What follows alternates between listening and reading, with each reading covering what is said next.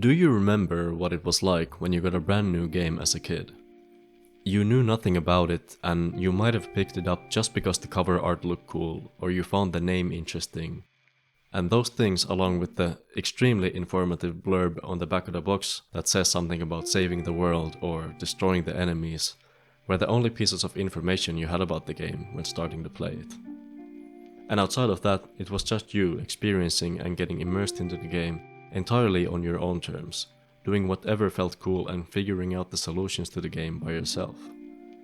Even if you wanted to know the right way to play, you wouldn't have even known how to go about doing that unless you had bought one of those game guide handbooks along with the game. And let's be honest, you probably didn't. One of the first times I played Minecraft was back in like 2010 when it was still in alpha. A friend had shown it to me and recommended I try it, but outside of that I didn't know anything about it. And in the beginning I wasn't sure what the game was even supposed to be. It was just seemingly limitless and had no discernible goal outside of doing whatever it is that you want to do.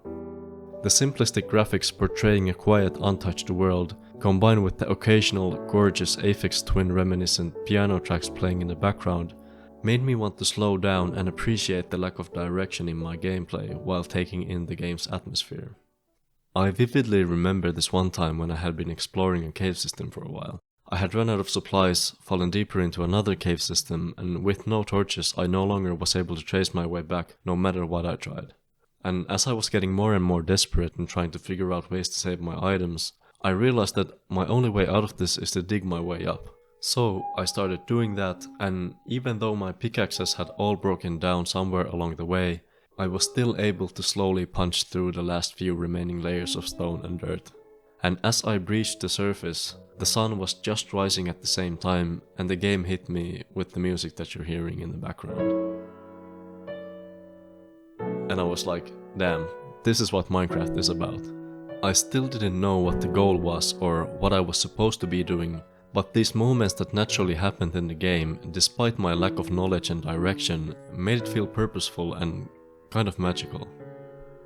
But if I booted the game up now, it would feel entirely different, and that has nothing to do with the countless updates that have happened since then. What once felt to me like a limitless mysterious adventure now feels like a game where you first punch a tree to get some wood, 2 find coal, 3 build a shelter, and 4 start mining until you get iron, and then diamonds, and so on and so forth. And this is not necessarily a fault of the game, but of the time that I have spent with it and the information that I have gathered about it. And this is what the video is about. I want to explore the effects of playing games 100% blindly, how the amount of knowledge you have changes that experience, and if it's even worth it to do blind playthroughs in the first place. And to be honest, it's a lot less straightforward than I initially anticipated. There's this sense of adventure when you blindly step into a game like this, where you have no idea what the right things to do are. Especially in games that give you the freedom of choice in where you want to go, what you want to do, and what you want your character to be. It's open-ended, and there's no one clear path for you to take. This, of course, doesn't really track in more linear story-type games, but when you're allowed to do what you want, that feeling of freedom is unmistakable. And this effect is caused by ignorance, the lack of knowledge of what the optimal next steps are, which at its surface sounds kind of counterintuitive, but that ignorance can, in my opinion, actually make the experience of playing the game kind of better, or at the very least more personal. You get to carve your own path within the confines of the game's mechanics, instead of following the one correct route. When I talk about the accumulation of knowledge in this sense, I'm talking about things like watching videos about the game, searching for guides and solutions when you run into problems, or optimizing your gameplay by looking up things like what is the best weapon to use or what are the most effective stats to level up, and just overall seeking external help to make your life easier. And this doesn't just affect games on an individual player's level, but in the case of multiplayer games like MMOs, this can even happen collectively over time, and it can completely change what a game even is. Like RuneScape, for example, an old MMO which is still surprisingly popular to this day. The game's culture and how it's played has changed dramatically over the years, despite the actual game staying mostly the same. Way back when I used to log on every day after I got home from school, it felt like people were just playing the game to socialize with others and to do things in-game just for the sake of having fun without worrying about the numbers too much.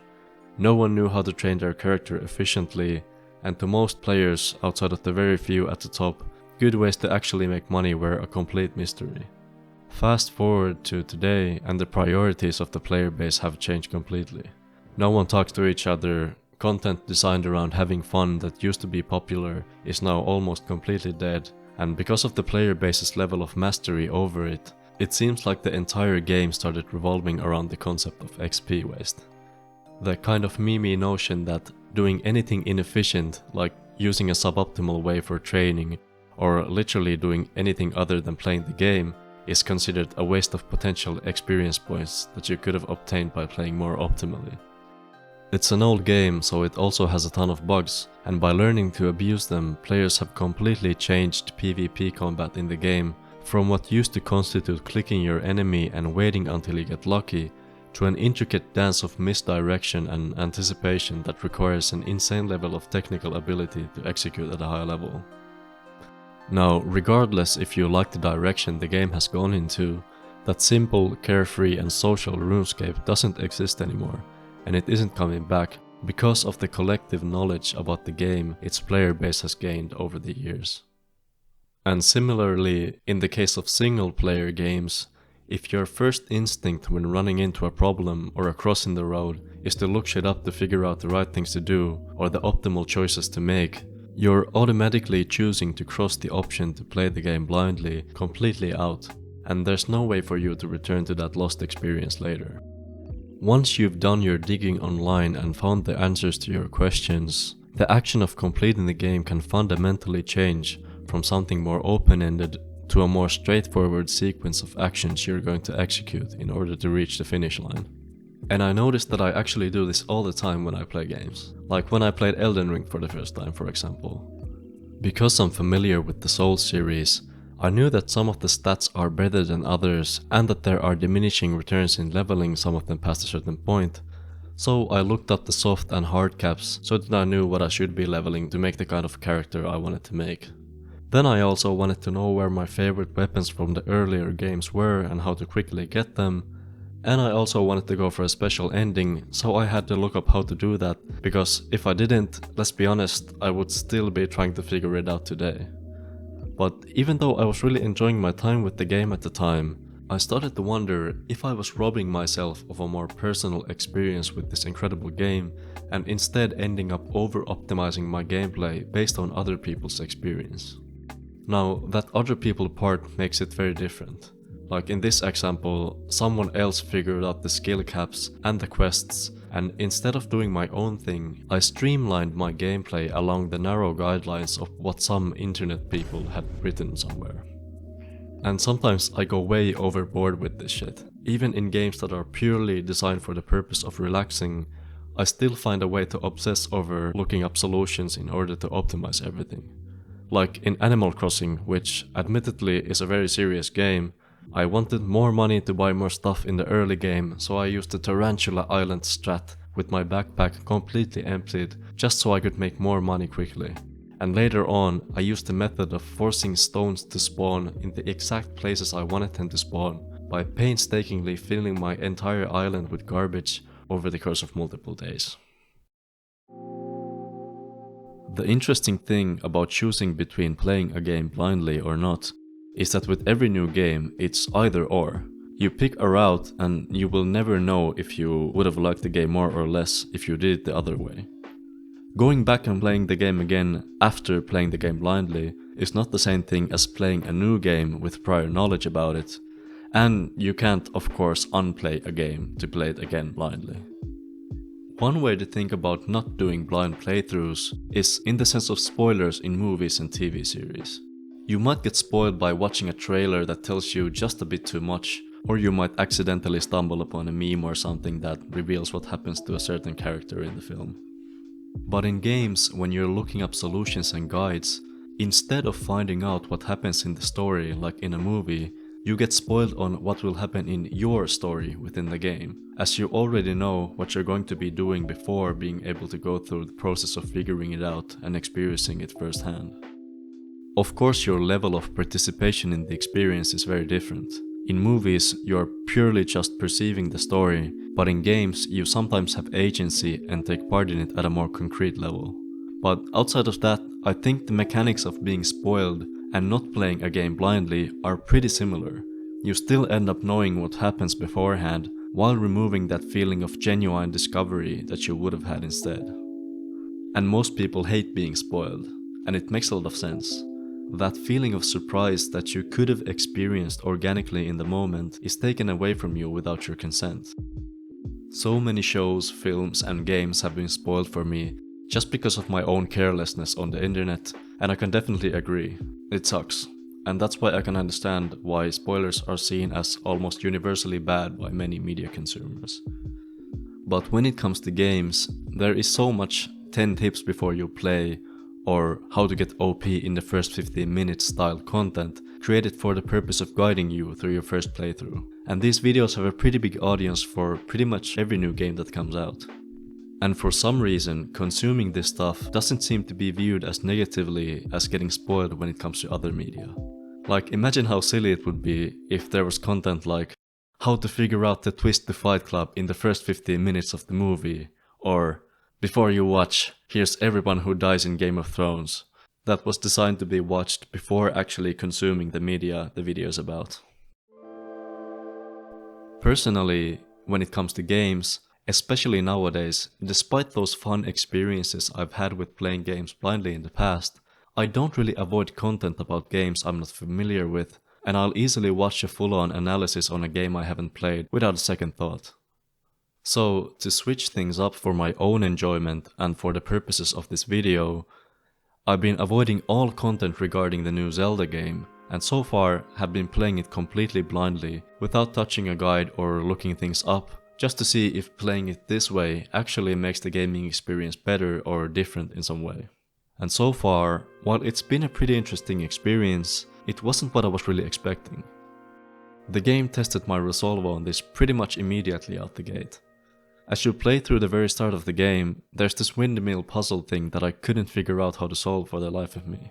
It looks like you're supposed to climb up it, but it's spinning in the wrong direction for that to work, so I felt like I was missing something obvious that I usually would just instantly look up, but as I didn't want to spend too much time there, I just left it behind and continued on with the game, with this nagging sensation in the back of my mind reminding that I had left that one puzzle unsolved.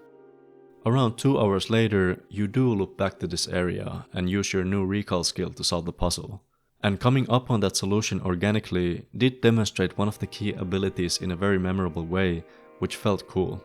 As did discovering all of the new enemies and massive new areas that were added in the game. Tears of the Kingdom allows for an insane level of self-expression and creativity when it comes to problem solving, and while using your brain to come up with all of the solutions is a lot of fun, I did feel like I might be missing out on the community aspect of the game. Especially in a game like this, seeing the stuff that people come up with is a part of the fun for me. And as I was playing, I felt that not engaging in that side, in a sandboxy, open world Zelda game like this, isn't worth it, to be honest, and that I might just get more enjoyment out of the game if I didn't limit myself at all. When I played Breath of the Wild years ago, I didn't play it blind. I got spoiled on everything, and despite that, playing that game back then felt pretty much just as fun as playing Tears of the Kingdom does now. It almost felt to me like the genuine moments of discovery I had with Tears of the Kingdom, while surprising and cool in the moment, barely had an effect on my experience as a whole. And this left me pretty confused. I was legitimately expecting to be blown away by this game in comparison, due to having a more unspoiled and personal experience with it. And I was actually planning to end the video on the note of blind playthrough equals good, but instead, because of this, I had to go back to the drawing board. As I was more thoroughly researching the effects of spoilers and blind playthroughs, I found this kind of unexpected study conducted in 2011 in the University of California, which states that instead of spoilers ruining stories, they actually can make them more enjoyable. The study comes to this conclusion by having the subjects each read spoiled and unspoiled stories and asking them to rate them on a scale from 1 to 10 on the basis of enjoyment. The results show that the subjects significantly preferred the spoiled stories over the unspoiled ones in all of the genres that were used in the study. While the conclusion seems very contradictory considering how spoilers are usually seen by the consumer, thinking back, I can definitely kind of see the results reflected in my own media consumption as well. While in the moment getting spoiled feels awful, I don't actually remember a single game, movie or series being truly ruined for me at the end of the day, despite knowing what happens in it beforehand. As an example, just recently after watching the anime, I read the manga of Chainsaw Man, and a certain thing about a certain character, which was a major plot point in the first half of the story, was spoiled for me beforehand. Despite my changed perspective on it, I could still enjoy the story as a whole, even though some of the twists were less surprising in the moment. And in the end, despite it being quote-unquote ruined for me, it's become one of my favorite manga of all time. And also, going back to Breath of the Wild, I didn't have a Switch when it released, so by the time I had the chance to play it, I had already watched all kinds of analysis and breakdowns on it, and while it's not necessarily my favorite game of all time, I still had a blast with it. Considering this, I wanted to figure out why do we treat spoilers in this way? Why getting spoiled is sometimes seen as such a bad thing, and why other times people spoil games for themselves with no hesitation. And after thinking about it for a while, I feel like both of the scenarios are tied to the concept of FOMO. The fear of missing out refers to the anxiety regarding missing the boat on information or experiences that could potentially make your life better. And the term is usually used to describe predatory marketing tactics or the negative sides of social media, but I also think it's one of the key reasons why we both avoid and seek spoilery content in games and other media. From the way spoilers are usually talked about, it's pretty clear to see that we tend to place a lot of value on the feeling of genuine surprise and discovery in media. And this results in this habit of being super careful when it comes to information regarding a game that we're planning to play. If you see something about it that you wouldn't have really wanted to see, you end up missing out on what most people would consider an ideal gaming experience. And even if that doesn't actually ruin the game or affect whether or not you enjoy it that much, it still changes how the surprises function during your gameplay. On the other side of things, a lot of the content in games is so well hidden and complicated that attempting to figure out everything by just yourself would take so long that it wouldn't even be worth the time commitment. Thus, we come back to FOMO again. You might miss out on a lot of fun experiences in a lot of games if you don't spoil yourself by looking up guides or solutions to help you along the way. The knee-jerk reaction to this would be to call games that force you to do this badly designed, but I don't think that's actually the case. Sometimes that collective external research that you have to do in order to play the game properly is a huge part of the reason the game is fun in the first place. When playing Tears of the Kingdom, I felt that content FOMO as well, as it felt like I could be missing out on some hidden quests, items or zonai builds that might make the game more fun for me. The key to getting past this and not feeling that fear of missing out is to just stop worrying about it too much and instead have confidence in the way that you decide to spend your time. Games are supposed to be fun, and if you happen to get accidentally spoiled on something, it probably won't affect your enjoyment, so try not to let it dictate your feelings on something that could be a cool experience. Or you can do whatever you like. I don't think that there's one right way to play these games, and my bad for the kind of lukewarm take, but at the end of the day it's up to you and how you personally like to play them.